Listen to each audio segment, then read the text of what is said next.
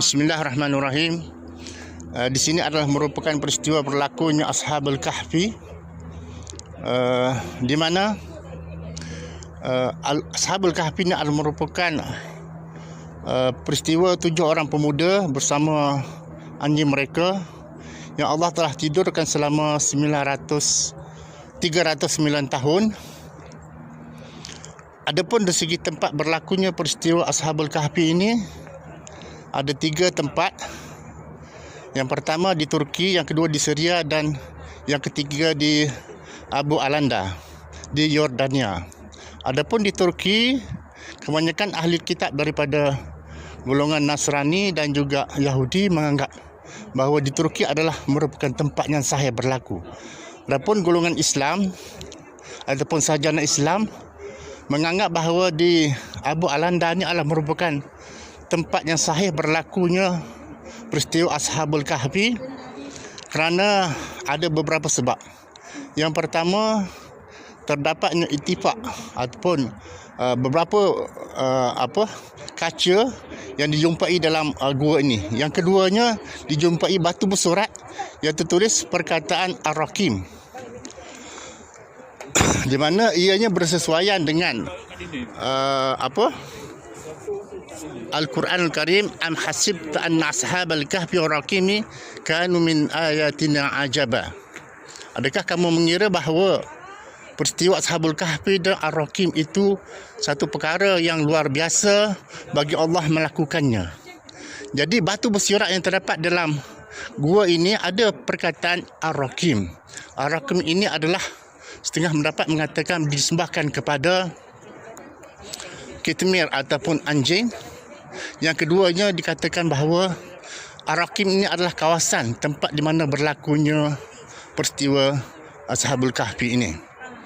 Adapun dari segi tarikh berlakunya peristiwa Ashabul Kahfi, ada 2 pendapat yang masyhur, iaitu pada tahun 249 Masihi. Pendapat kedua mengatakan pada tahun 89 hingga 117 Masihi, iaitu di zaman kerajaan Tarjan. Tetapi kita lebih cenderung kepada mengatakan bahawa peristiwa Ashabul Kahfi ini terjadi pada zaman Tarjan kerana pada tahun 106 Masihi kerajaan Romawi telah menakluki Yordania, termasuk Petra dan juga kawasan Aman. Dulu Aman dikenali sebagai Rabat Amun, dihuni oleh kaum Amun. Kemudian apabila kaum Romawi menakluki Aman, mereka telah merubah kepada nama Philadelphia. Kemudian kita dapati setelah kerajaan Romawi menakluki Yordania, mereka telah melantik seorang gubernur ataupun raja untuk memerintah Yordania yang dikenali sebagai Dikianus atau Jadi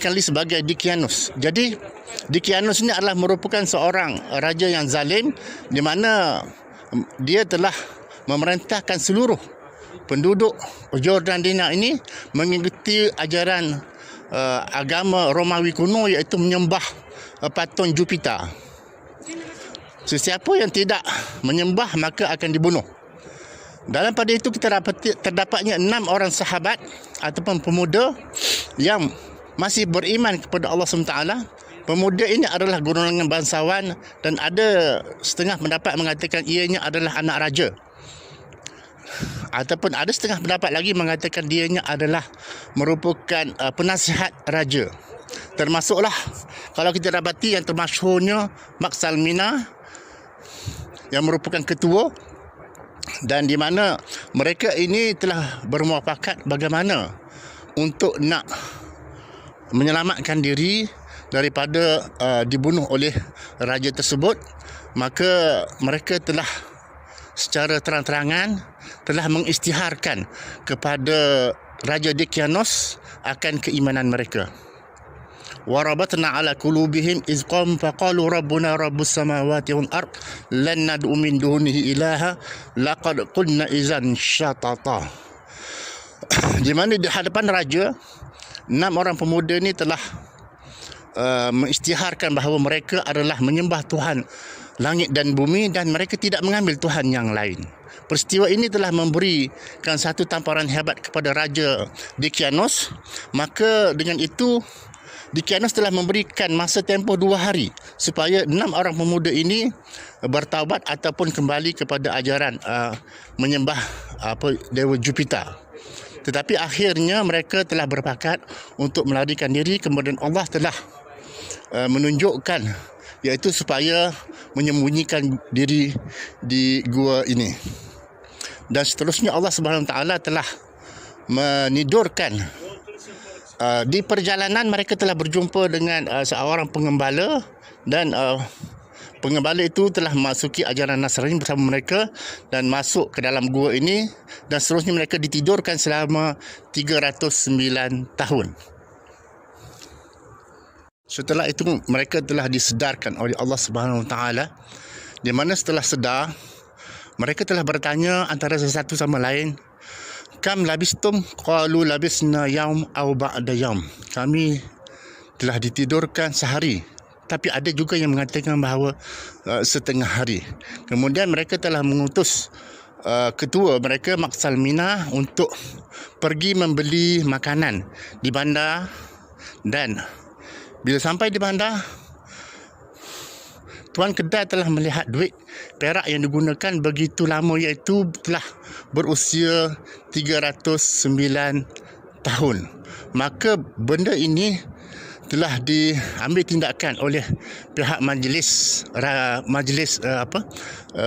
bahagian bandar dan membawanya kepada raja, dan seterusnya di situlah maka diceritakan oleh Maksalmina siapakah diri dia yang sebenarnya, dan raja telah mengerahkan seluruh rakyatnya supaya mendengar apa yang telah diperkatakan.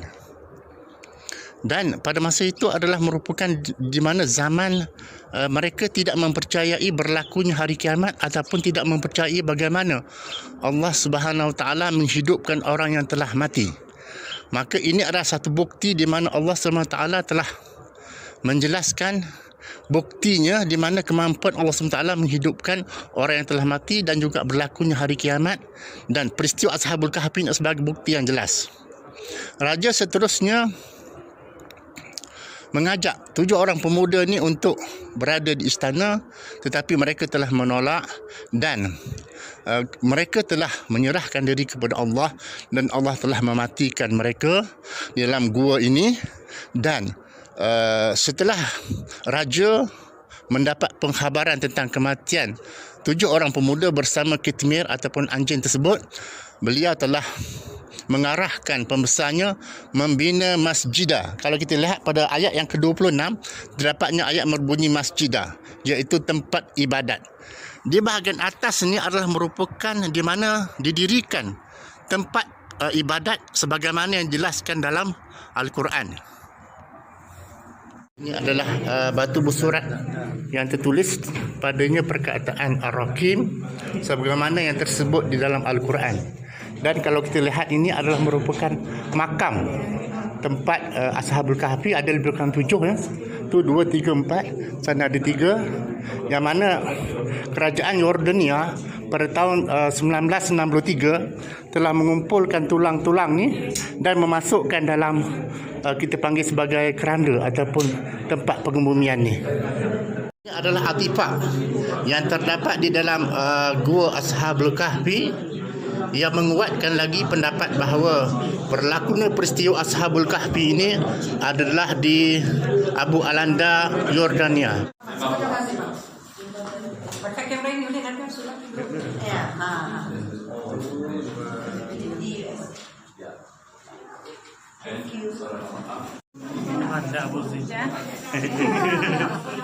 Merupakan kawasan di sebelah atas Ashabul Kahfi. Kalau kita tengok di sini ada lebih kurang 4 tiang di dalam ini.